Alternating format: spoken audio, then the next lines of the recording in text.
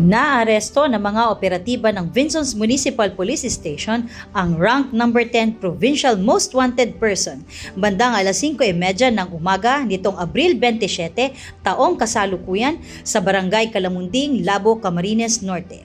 Kinilala ang sospek sa alias na Bert, 22 anyos, binata at residente ng Barangay Mangkayo, Vinzons, Camarines Norte.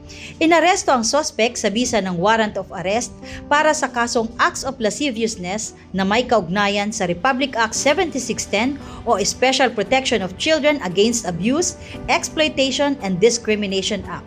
Ang warrant ay pinalabas noong Abril 24, 2024 na may piyansang 100,000 piso. Sa kasalukuyan, nasa kustodiya na ng Vinzons Municipal Police Station ang sospek para sa dokumentasyon at tamang disposisyon sa kaso.